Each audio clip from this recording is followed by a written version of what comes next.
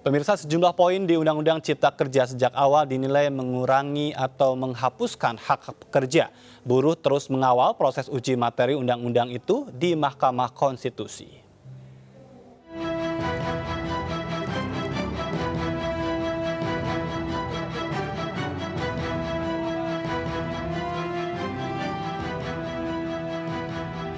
DPR menyerahkan naskah final Undang-Undang Cipta Kerja atau yang dikenal sebagai Omnibus Law kepada Presiden Joko Widodo awal Oktober 2020. Naskah tersebut telah melalui perbaikan dan penyuntingan oleh DPR setelah disahkan dalam rapat paripurna. Presiden lalu menandatangani undang-undang tersebut pada awal November 2020.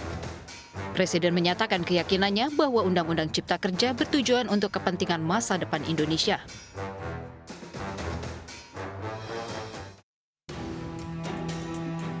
Namun, undang-undang ini langsung menuai protes keras di kalangan buruh.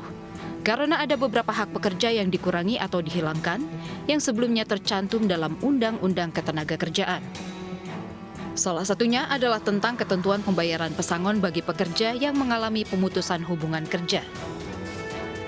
Dalam Undang-Undang Cipta Kerja, pesangon ditetapkan menjadi 25 kali upah dan bukan 32 kali upah seperti yang tercantum dalam Undang-Undang Ketenagakerjaan.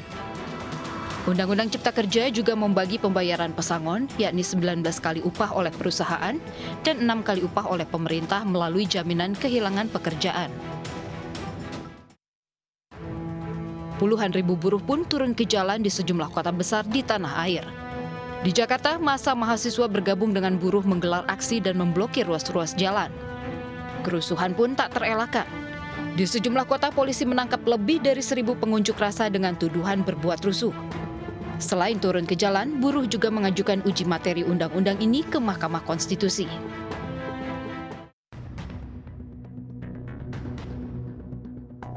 Setahun berlalu, buruh kembali berunjuk rasa. Massa turun ke jalan mengawal putusan judicial review yang dibacakan Majelis Hakim Kamis ini. Selain itu, mereka juga menolak peraturan pemerintah nomor 36 mengenai upah minimum pekerja. Buruh berharap tuntutan mereka dikabulkan di tengah pandemi COVID-19 yang masih melanda.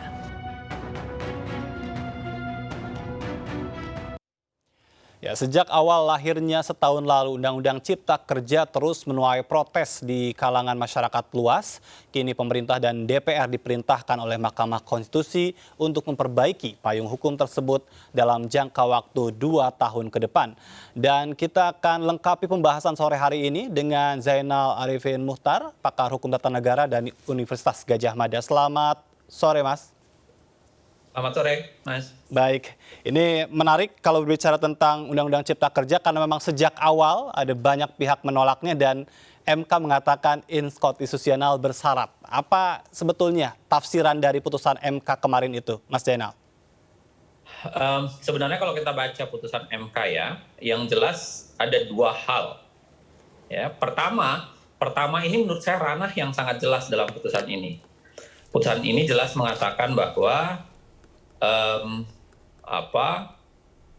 pembentukan Undang-Undang Cipta Kerja itu melakukan pelanggaran begitu banyak hal. Artinya apa? DPR dan pemerintah, seperti yang pernah saya tuliskan di sebuah media, memang bertindak sangat ugal-ugalan dalam proses pembentukan undang-undang. Dan karenanya MK mengatakan undang-undang ini dinyatakan inkonstitusional bersyarat dan ada kewajiban buat pemerintah dan DPR untuk memperbaikinya. Ya, artinya itu clear. Kalau itu berarti akan ada waktu 2 tahun di mana pemerintah dan DPR harus segera memperbaiki. Kalau tidak memperbaiki, maka kemudian undang-undang ini inkonstitusional selamanya. Ya. Yeah. Nah, yang kedua ini menurut saya yang sangat tidak jelas. Ya, putusan MK ini. Tidak jelasnya begini. Yang pertama, MK mengatakan dia inkonstitusional bersyarat. Yeah. Syaratnya katanya harus diperbaiki. Artinya yang inkonstitusional itu apanya? Apakah hanya formalitasnya yang inkonstitusional atau substansinya juga inkonstitusional? Ya, kelihatannya MK mengatakan pembuatannya tidak konstitusional.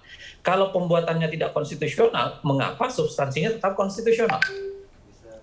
Kan substansinya kalau kita belajar pengujian formil, yang namanya pengujian formil itu kalau formalitasnya dibatalkan, nah semua isi pasalnya juga hilang. ya.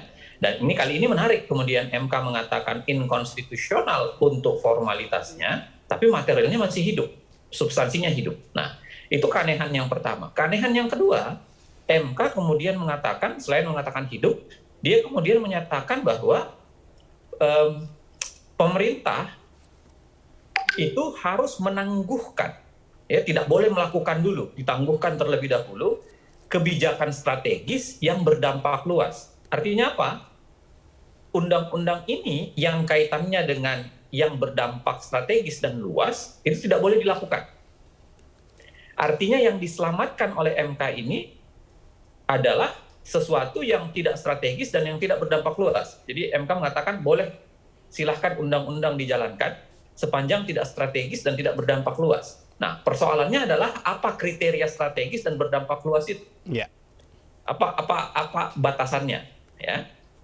Nah, yang ketiga lagi, misalnya, yang ketiga menariknya adalah MK kemudian mengatakan bahwa jadi kemarin itu ya, jangan dibayangkan bahwa hanya ada satu putusan. MK kemarin itu putusan ada beberapa putusan. Jadi MK menyatakan bahwa inkonstitusional substansi Formalitas, ya. Tetapi di pengujian lain, kan ada yang menguji secara material ya. MK mengatakan begini, karena undang-undangnya sudah kami uji inkonstitusionalnya dan kami nyatakan inkonstitusional, maka undang-undang ini tidak boleh lagi diuji secara material. Nah, kalau begitu apa yang dilarang? Kenapa dilarang untuk menguji secara material? Iya. Padahal substansinya kan masih hidup menurut MK. Apakah berarti yang dilakukan MK adalah dia mengatakan bahwa 2 tahun harus diperbaiki, tapi pada saat yang sama dia menutup Undang-Undang Cipta Kerja ini dari peluang diuji selama 2 tahun. Jadi selama 2 tahun tidak satupun orang yang boleh menguji materialnya. Baik. Ya, karena MK dalam putusan lain mengatakan bahwa ya sudah kami uji, sudah kami batalkan dan karenanya tidak boleh diuji lagi. Baik, jadi artinya Anda sendiri melihat putusan MK sendiri ini pun bisa dikatakan MK masih tidak ajak dengan pendiriannya begitu? Sebenarnya saya mengatakan sangat ambigu, ya.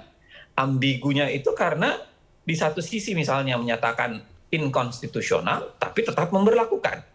Yang diberlakukan itu dibatasi. Sesuatu yang tidak strategis dan tidak berdampak luas. Saya jadi pikir, kenapa undang-undang mau diselamatkan hanya untuk sesuatu yang tidak strategis dan tidak berdampak luas? Buat apa? Kalau gitu dibatalin aja kan? Tapi apakah kemudian, ini menjawab dari apa yang diajukan oleh para pemohon menurut Anda? Saya pikir beginilah ya, kita harus bagi dua. Bahwa kita berharap Mahkamah Konstitusi lebih serius di dalam pengujian formil, kali ini setidaknya Mahkamah Konstitusi sudah lebih serius. Ya, selama ini Mahkamah Konstitusi sangat buruk memperlakukan pengujian formil dan tidak ada pengujian formil yang diterima oleh MK. Nah, kali ini kelihatannya lebih serius, ya. Tetapi sayangnya putusannya ambigu karena tidak sederhana implikasinya. Termasuk misalnya begini, dikatakan bahwa semua yang strategis dan berdampak luas itu harus ditangguhkan. Pertanyaannya adalah kalau begitu semua PP, ya. Karena PP pasti strategis dan berdampak luas. Nggak mungkin dong nggak strategis dan tidak berdampak luas PP, karena PP-nya itu mengatur secara detail. Iya. Berarti semua PP itu akan harus diberhentikan atau tidak? Karena Mahkamah mengatakan harus ditangguhkan terlebih dahulu. Tidak boleh dilaksanakan. Tidakkah yang ditangguhkan itu adalah aturan-aturan yang baru, karena aturan yang lama bisa dijalankan, begitu? Oh, itu dua hal. Ya, kalau Anda baca putusan MK mengatakan agar ya semua kebijakan yang berbau strategis dan berdampak luas harus ditangguhkan dulu. Pada saat yang sama MK mengatakan tidak boleh membuat peraturan baru, tidak boleh membuat PP-PP. Itu ada di poin 6-nya. Iya. MK mengatakan itu. Jadi dua hal yang berbeda tuh. Satu sisi MK mengatakan yang berdampak luas tidak boleh dilakukan. Pada saat yang sama dia mengatakan membuat PP-PP baru, kebijakan baru, turunan dari undang-undang ini tidak boleh lagi dilakukan. Nah, itu yang menarik kemudian kalau begitu PP dan turunan yang sudah ada selama ini itu akan dipandang sebagai apa? Bolehkah dilaksanakan? Kalau boleh dilaksanakan, berarti dia dianggap bukan sesuatu yang penting dan berdampak luas. Masa sih tidak penting dan berdampak luas? Iya. Kalau dia termasuk sesuatu yang penting dan berdampak luas, artinya seharusnya PP juga ditangguhkan dong. PP Baik. yang ada sekarang. Nah, itu yang membingungkan sehingga kesimpulan pemerintah, saya lihatnya tidak mau melihat ke poin 6-nya, langsung dia melihat aja ke poin di mana ini masih dilaksanakan. Dia Iya. mengatakan bahwa kami akan tetap melaksanakan. Adakah Padahal- konsekuensi hukum, Mas Zainal, berkaitan dengan ambiguitas ini yang nantinya mungkin kalau dipaksakan penerapannya dalam konteks praktek hukumnya sendiri ini akan bisa membuat banyak perdebatan di bawah begitu? Besar sekali berdebatannya. Itu tadi yang saya bilang, kalau pemerintah melakukan sesuatu, ini kan undang-undangnya dilarang nih, ya. Tidak boleh juga membuat PP baru. Sementara ada misalnya yang belum diatur dengan PP. Lalu pemerintah lakukan saja gitu. Karena pemerintah mengatakan ini masih masuk ranah yang harus dilakukan karena undang-undangnya masih berlaku. Nah, sedangkan kami kita menganggap misalnya, lah itu kan sesuatu yang berdampak luas dan strategis. Nggak boleh dong dilakukan menurut putusan MK. Iya. Poin 6. Tapi dia akan bilang, menurut poin 3 kan tetap berlaku undang-undang ini.